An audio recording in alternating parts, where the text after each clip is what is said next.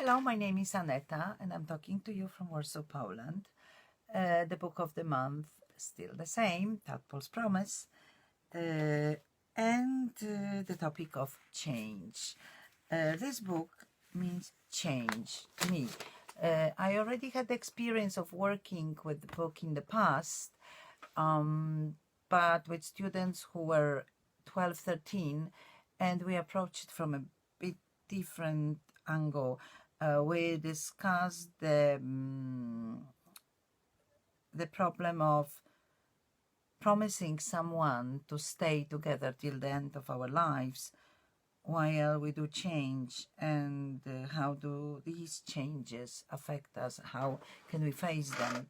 This time I work with students age 9, 10, and I started by asking students to brainstorm some ideas about the change, that all the associations they had with change. So here we have change work, change mobile phone, change book, change friends, change school, change living place, change of life, change of diet, change of football club, change your mind, change the rules, change your boots, change your t-shirt,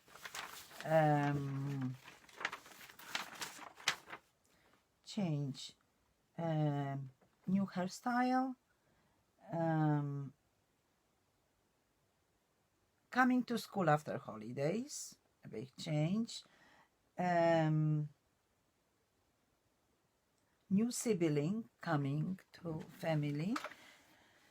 And after that, because all my pre-reading stage focus on giving students some language, some vocabulary, because students at the age of 9, 10 might not have enough vocabulary to discuss the problems, or to read a book and fully understand it. So then I brought some adjectives, and here we have sharp, some adjectives that might describe change, like sharp, change, dramatic, enormous, spectacular, significant, considerable, slight change, small change, minimal change. And coming back to the brainstorming posters, I asked them what adjectives would they use with which change.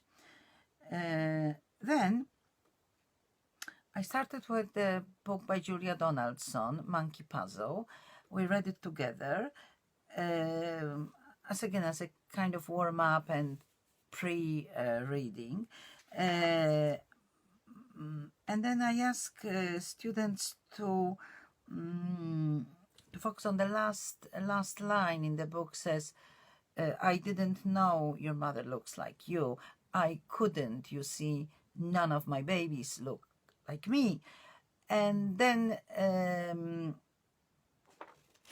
the students were asked which other animal has a kind of tricky life cycle that changes a lot, and the baby is so different to the adult.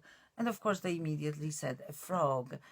So then I prepared the handout, and they had the stages of the life cycle of the frog and the stages of the caterpillar, but all mixed up. So the task was to sequence it in an appropriate way to follow the cycles, because students at the age of 9, 10, they know the cycles very well. The aim here was more to give them the language and prepare them. After that, I asked students to, in groups again, they were asked to do comparing and contrasting the life cycle of the, again, the frog and the butterfly, and they were asked to focus on what do they have in common and how are they different. So, well, they both start their lives as an egg. They grow, they have a head, they have eyes, they have mouths, they have a kind of a tail, as a common thing, and among many others.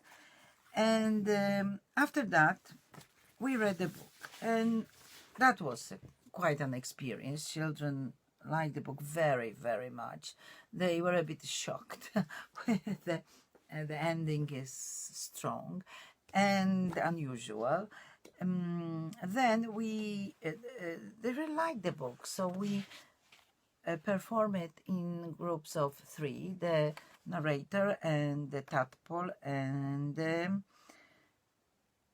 caterpillar.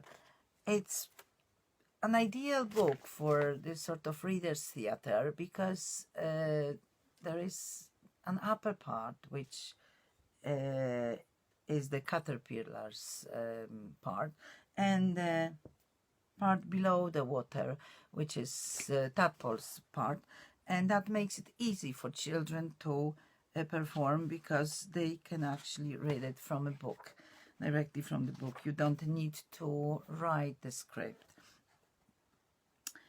After that, I asked students if it would be possible to change the ending. I mean, would it be possible to, is there any solution? Is there any advice? Is there any way for the caterpillar and the tadpole to get together in the end? And the students said that yes, definitely they've seen lots and lots of possibilities. A very interesting one was that the frog was so greedy. The frog ate the butterfly immediately without letting it explain the situation. Wouldn't he be so greedy? And then maybe it would be different. Then the last part of our project was and that was, to me, that was the most interesting one, because I really wanted to discuss with students the approach towards change. And we discussed that the change can be positive or negative, but sometimes just our approach to change might be negative or positive. After a long discussion, after stressing and pointing that everyone faces lots and lots of changes during their lives, and we should work and develop certain strategy to be positive about the changes. And even when life throws you lemons, you can't give up. We decided and prepared a poster that negative people are afraid of changes and positive people are ready for new experiences. So just to finish in a kind of positive way, be ready for new experiences and welcome changes in your life, which are always positive. See you next month.